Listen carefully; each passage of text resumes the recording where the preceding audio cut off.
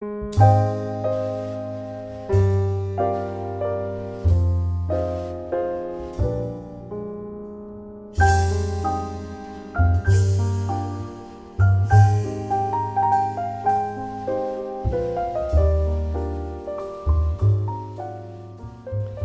everyone, this is PHTV Channel 4 in Palos Heights. I'm Sue Jankowski and we are here with Meet with Moraine. This is a program I hope you've seen before. If you haven't, welcome to your first time, where you're going to find out a lot of great information about Moraine Valley Community College, which is right in Palos Hills and has a lot of great opportunities for actually your whole family, young and old. Today we're very fortunate to have two guests here, and that is Dr. Christine Christensen and Stan Koska. Dr. Christensen is a professor of computer information systems, and Stan is the Center of Academic Excellence Regional Resource Center Manager. So we're going to find out what those jobs entail right now. Welcome both of you to our show today. Christine, would you like to explain just a little bit about yourself, how you ended up at Moraine Valley, and maybe what is your job? What does that entail? Oh, sure. Thanks, Sue, for having us and for the opportunity to talk about Moraine Valley and how we got here and some of the programming that could benefit the community. I've been at Moraine Valley for an astounding 22 years. It's been a long time, but it seems like it went by fast. It's the best community college I've ever been at. I found myself as a reverse transfer student trying to get a double major. So I went to Moraine Valley for the summers, and right when I was graduating with my graduate degree, a job opening in IT actually happened to open up, and the rest is history. It was I just thought this is an education role. You can help benefit people, improve their lives. I was a teaching assistant at Governor State University, and I do have a twin sister, so when I did get my job at Moraine Valley, she said, "You stole my dream job." And fortunately, she got she's now an organic chemistry teacher there. So so you see each other all the time? Yeah, sort of. Yeah, and I confuse our students, but my role really is to educate students on web development. I teach robotics, programming, engineering technology. I go all over the place because I get bored and I like to learn new things, and I like to impart what I've learned to students. I also serve as director of faculty development, so I oversee professional development opportunities for faculty. Wow, that sounds like a really interesting job, and I'm glad you've been enjoying Moraine Valley so much that the time flies. Fantastic. And Stan, the Center of Academic Excellence and Regional Resource Center Manager. It's a really long title of all the things you do. Would you like to explain? I know I sometimes wish I was a fireman or a policeman, and then you tell people what your job is and they immediately know what it is. Right. My jobs seem to take 10 minutes to explain, and honestly, Christine herself, she didn't even do herself justice. As many degrees and courses she's taken at Moraine Valley, you could take up a whole show. But I'll try to be brief as well. I actually came from the Chicago futures exchanges, where you might have seen old newsreels where people are frantically gesturing hand signals and shouting and making trades in the trading pits. That's my background. I was not a trader. I don't want to give that impression, but I was in operations. So we cleared all the trades for the people. More and more, those trades went electronic, and they didn't really need people on the exchanges anymore. And I found myself out of a job. Long story short, our guy at Moraine Valley, Dr. John Sands, who's been in the industry for 30 years or more, and he had a good partner who passed away much too soon, Eric Spangler. But they're the ones behind what we do in cybersecurity at Moraine Valley. They have so many good contacts, and he's just an idea person. I can't give him enough credit for the work he's done, in the cybersecurity field. But anyway, he somehow saw something in me that he thought he could bring me over to Moraine Valley, help him work on some of the grants that we work on, like you said we're a center of academic excellence in cybersecurity. So first of all, that's we establish standards for cybersecurity curriculum and academic excellence. Our curriculum, cybersecurity curriculum at Moraine Valley, gets vetted through standards set by the National Security Agency and the Department of Defense. What we do, we'll have to show in our curriculum things that, that are there in our curriculum that match up with what the security agencies think are important concepts relating to cybersecurity. So that's part of it. And I think I'm getting a little bit off track for your original question, but what we originally, when John brought me on to Moraine Valley, we are also the Midwest Hub Regional Resource Center. So there's 10 states in the Midwest, Illinois, Indiana, Iowa, Michigan, Wisconsin, Ohio, Missouri, Kansas, and Nebraska. I think I got them all. Moraine Valley runs that whole region for the National Security Agency. So it's our job to go in and introduce ourselves to all those schools, find out what they're doing relating to cybersecurity, and look for ways to that we could share resources. Okay. A big part of it is. It's a huge job. I mean, it's very complex, which is why I then want to talk about cybersecurity. So in our society today, we need more cybersecurity. I mean, everything is electronic, and I mean, you can see what one thing happens, it influences. Look at the airlines and look at the power grid and all of those things that are influenced by, IT kind of security system. So this has to be a really great field for people who are interested in technology to be in, I'm thinking. So exactly what kind of programs would a student find where they could get involved in cybersecurity? And is there some special, because it's a security, you would want to know that that person going into that field is honest, trustworthy, and all that. How does someone get involved in that, and what are the standards that you want that student to meet?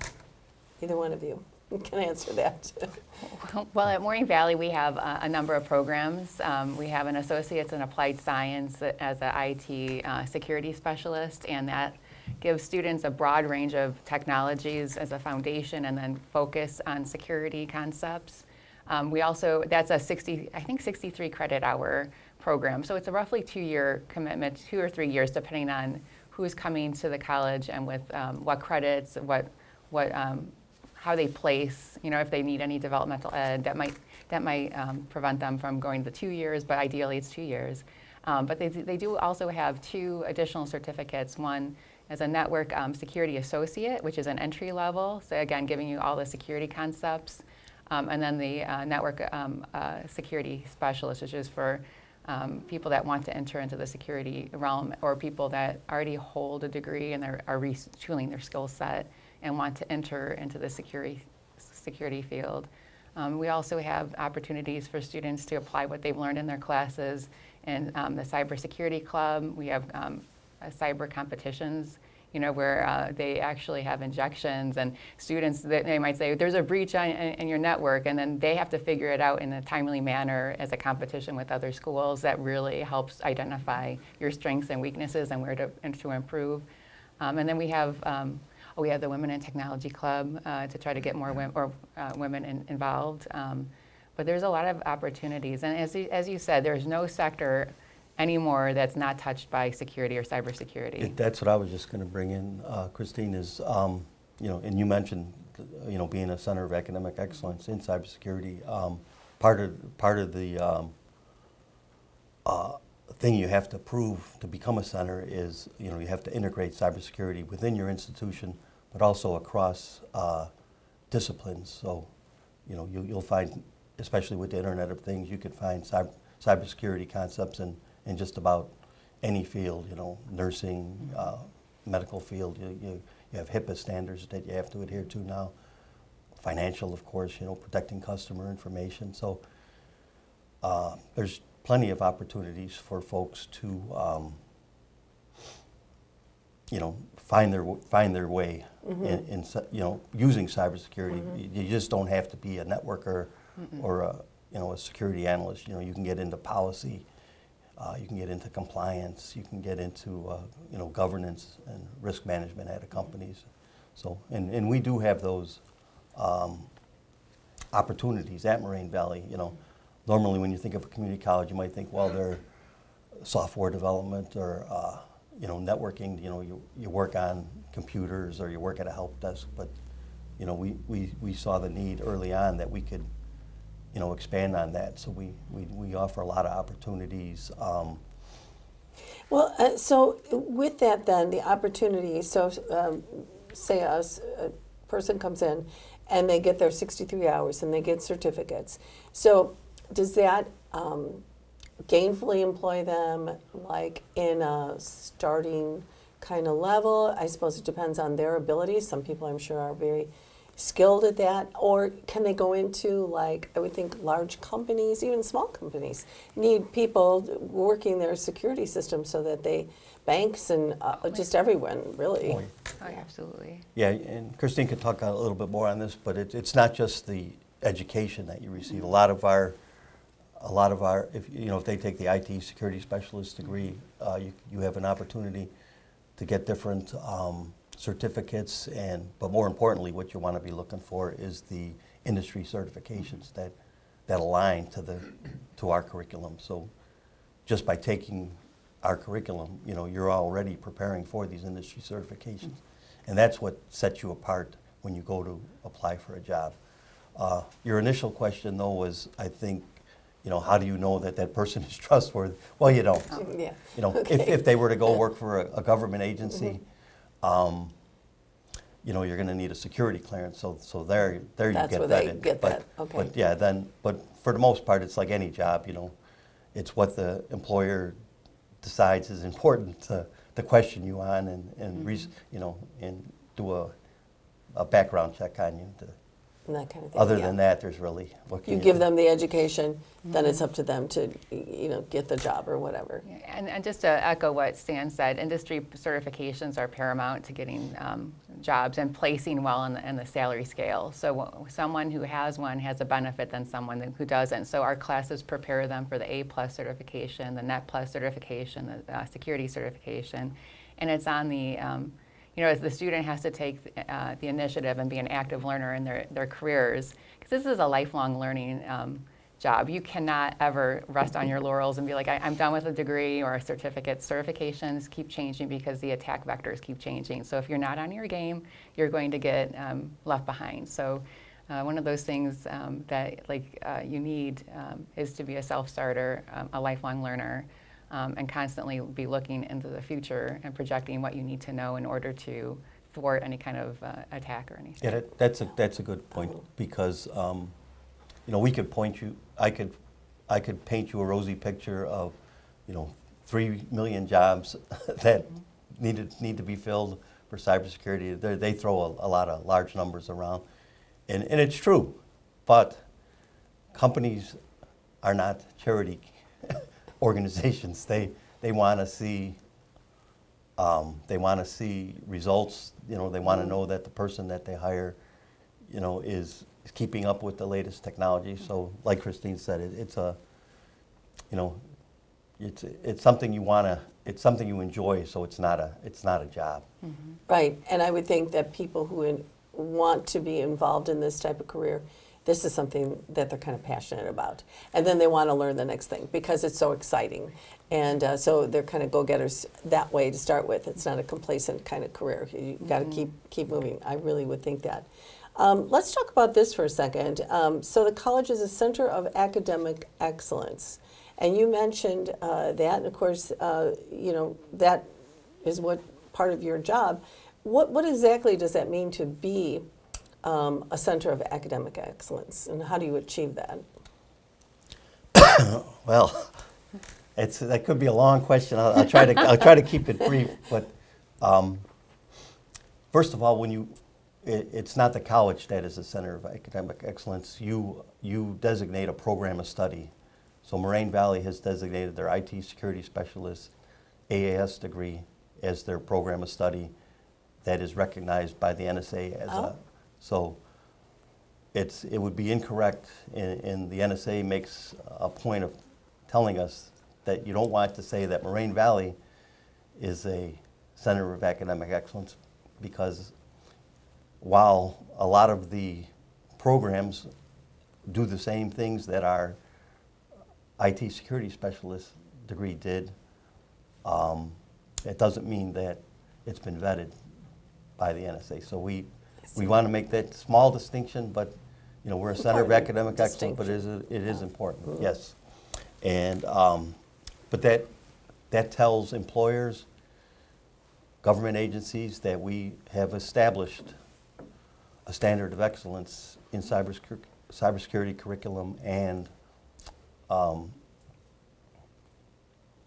you know, it's been, you know, we talk to businesses and, you know, what should our curriculum look like? So, you know, that's part of it. But okay, so it's actually really the course of study that you're involved in. That's the Center of Academic.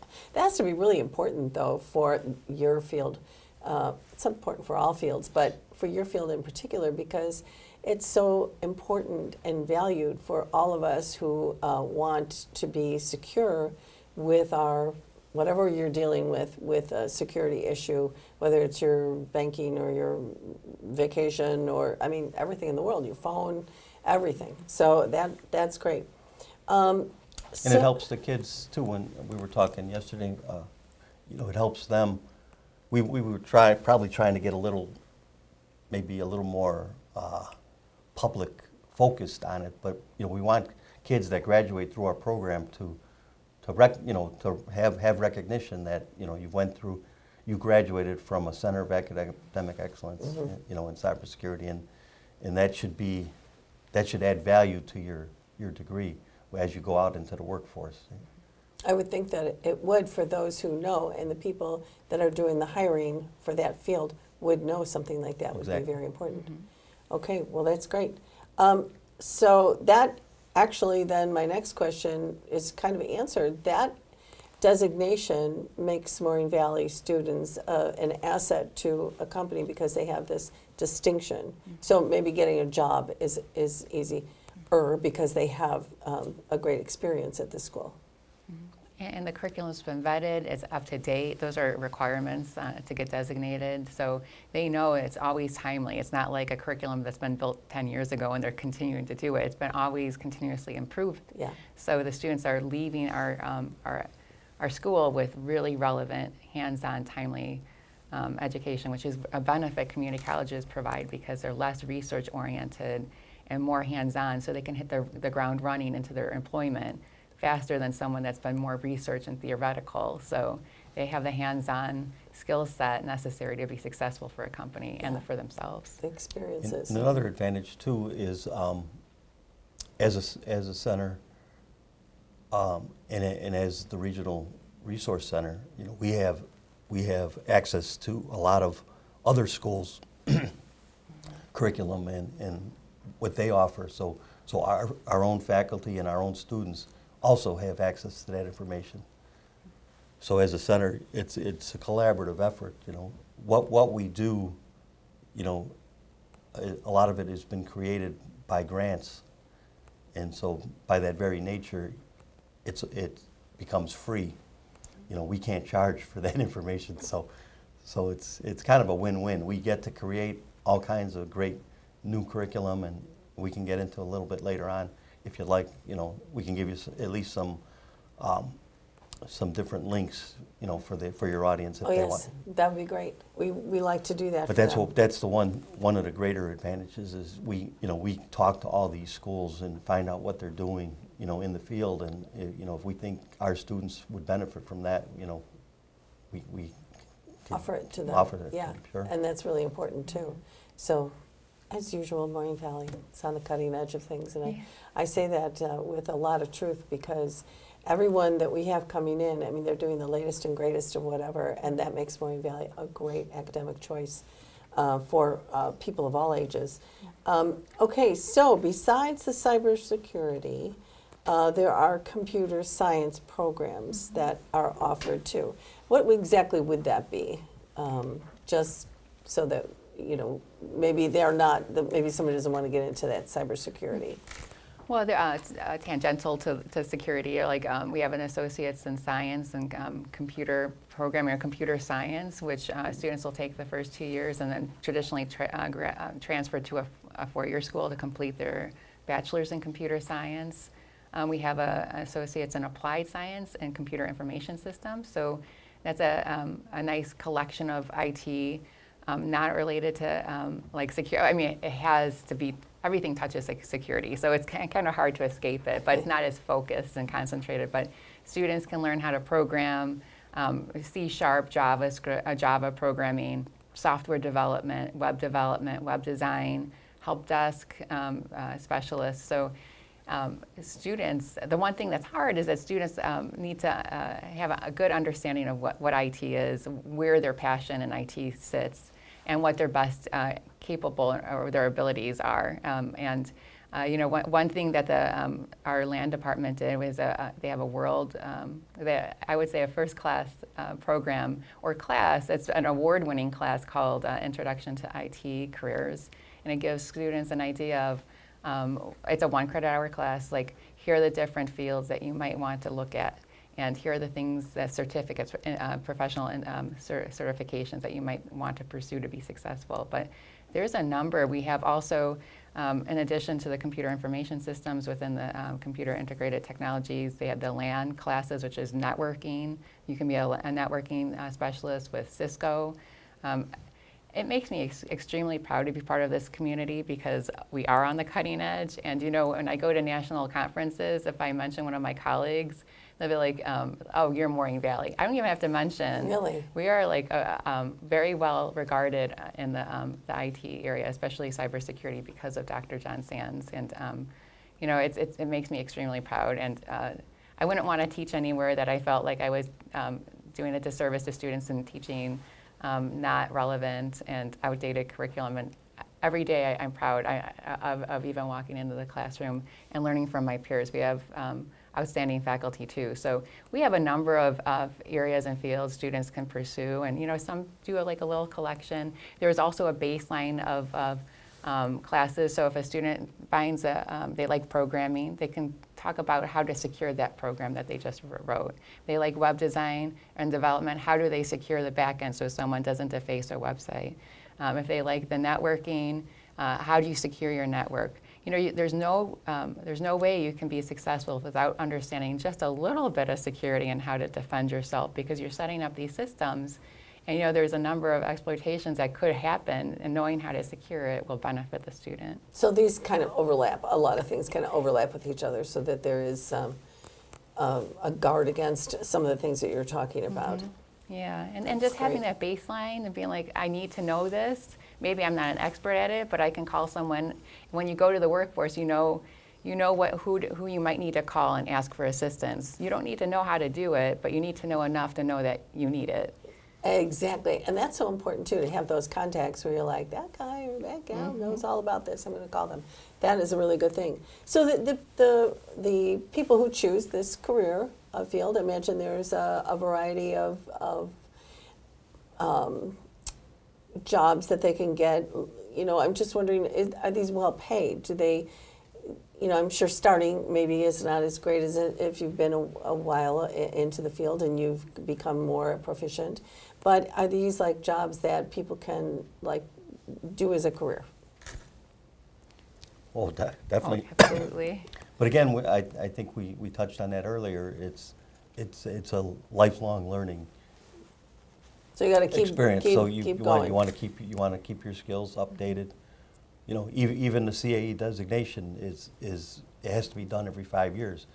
So, you know, we by that very nature our curriculum can't stay stale. We always have to, you know, continually improve our curriculum. So I guess just out of curiosity, when people who are interested in this field come in, are they?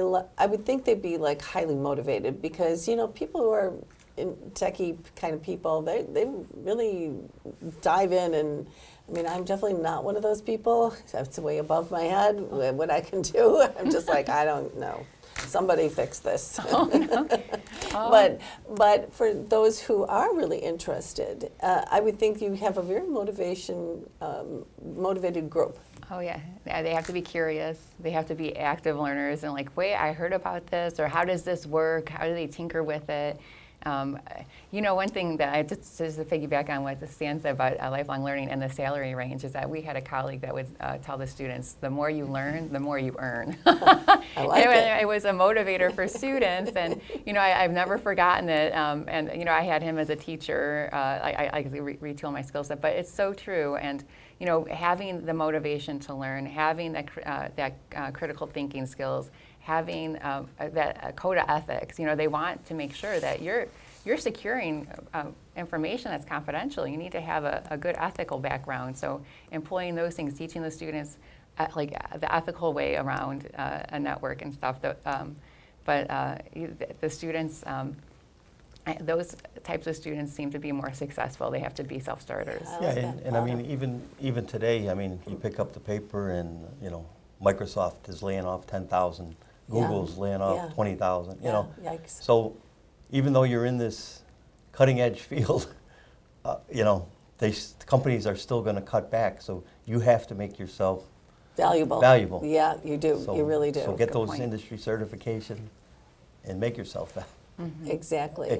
unexpendable. Christine, you mentioned that you were kind of promoting women in a particular competition, maybe is what I understood you to say. How are you promoting more women? Are women not doing this, I guess, as much? There's not as many, and depending on the year, like women make up almost half of the workforce, if not. There was a tipping point where we were more represented in the workforce for a while, but then it kind of contracted just a tiny bit, so I can't say that for certain, but we're only 25% of IT, and of IT, we're probably 11 to 16% of security. So, and it's for a variety of reasons, but the one thing that we really want to do is ensure that women have opportunity and create an awareness of the different job roles. And, you don't like Stan alluded earlier. You don't have to be like this techie in a hoodie in your basement drinking like an energy drink. It's not that. That image is false. So there's 52 different job roles according to NICE standards. There's tons of on-ramps and off-ramps to different areas and fields. Governance, compliance, business, procurement. There's all sorts of ways. I don't think people realize how wide and diverse the cybersecurity arena is. So that false depiction of a hoodie hacking away, that's kind of That's wrong. true. That is so, true. And to try to get more women, we have the Women in Technology group where we mentor women returning and also young ladies that are coming from high school.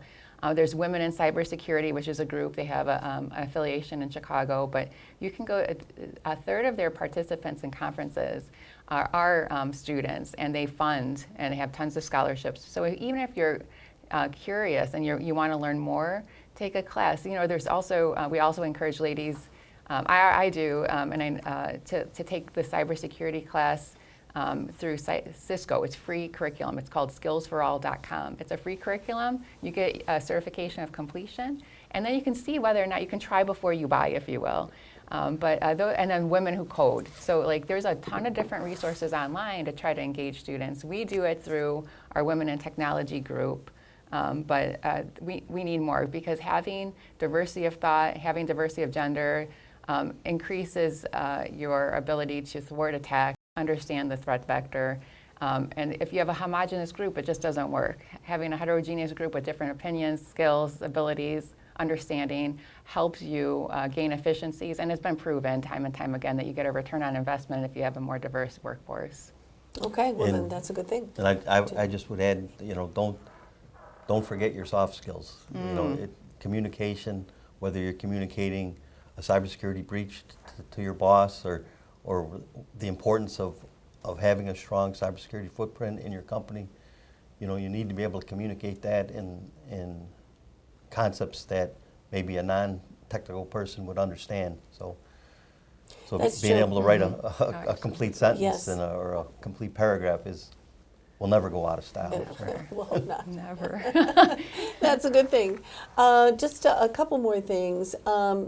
Christine, there is a new Educational Pathways National Center that is at Moraine Valley. Yeah, Okay. we just received funds to establish that center, and the goal of the center is to create pathways from K-12 schools to education and then to careers. So it's one way for us to serve as an organization to help other schools and CAEs reach out to their K-12 stakeholders and start creating agreements and articulations so that students are exposed to cybersecurity classes at an early start, because that's when we can get them the best, right? Yeah, we want to get that interest going yeah. at that point. And then it also serves as a resource center. So we have we partnered with University of Alabama at Huntsville to create. They created the Ring curriculum, which is a curriculum geared towards K-12 audience and cybersecurity, and also again, like, I can't say enough about our school. Like John Sands and one of our colleagues, Mike Kisani, created something called eMates, which are interactive animations that teach really difficult concepts in a fun and engaging way. And if you go to myemates.com, you can go see everything from using how to thwart social engineering, even to multimeters, things that you'll always need to be able to know. Like, and multimeters are like tangential, but I wonder if you're automotive industry and you're doing security. But I digress. But all of those resources are there, and our job as a center is to help create those, work with what they call Educational Pathway Institutes, so that they can, in each of the different regions that we serve, reach out to their stakeholders. So it's one way to really start spreading, if you will, an umbrella of the resources and getting people engaged in the conversation of creating the educational pathways and career pathways. That's fantastic. Yeah, That's a great and program. so if our audience has high school instructors and even college instructors, you can take these concepts, the Ring concepts, regions, investing in next generation education, and the eMates. You don't have to take the whole course. You know, you could take these concepts. If you're having trouble teaching sub-allocating in your class, you know, they have a simple eMate that the students, that you could just plug into a learning module, and the students can learn on their own in 15 minutes concepts that may take you hours in the classroom to teach. So these are very valuable resources that Christine was giving out, and again, free of charge. So you know, don't think you have to take the whole course. Don't think you have to take every concept. You know, find concepts that you're having trouble teaching and zero in on those. Yeah. Well, this is great. A lot of great opportunities for the people who are listening or who are going to Moraine Valley today or tomorrow or next year. Think about the choices and opportunities you have. I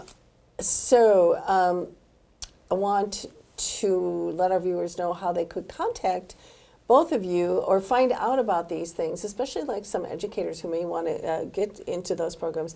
What should they do to do that so that they know exactly where to go, maybe on the Moraine Valley website? I'm thinking. Would you find it there? A lot of the concepts you could find on the Moraine Valley's cybersecurity site, or cybersecurity center site, is the www.cassia.org. So it's CSSIA.org. CSSIA. Okay. All right. That's one good one. If they want to contact us directly, they could find us in the directories. Yes. And then you can help them, point them to the right direction. Oh, yeah. Okay, that sounds great. I want to thank you both very much. I mean, you gave us a tremendous amount of great information, and for people who are interested in this, you know, contact them. Maybe you already kind of know what path you want, but Moraine Valley Community College is certainly the way to go for some of this. You're going to get a great education, and I think a great deal of help, which a lot of people look for. to help them steer them into the right things. So Christine and Stan, thank you so much for coming in today. Thanks for the having us. opportunity. And, the opportunity to speak about Moraine Valley. You know, we just have a very a good leadership at Moraine Valley. We do. You know, from Dr. Jenkins, you know, to Dr. Haney, Pam Haney, and our dean, Ryan Nagel. You know, they're so open to what we're doing, and they understand the value to the college. So we're really fortunate to have that. And we all are, as a community, very fortunate that our school is run so well, and they've got great people like you working there. Thank you again. And thanks for watching us on Channel 4. We'll see you next time when we have another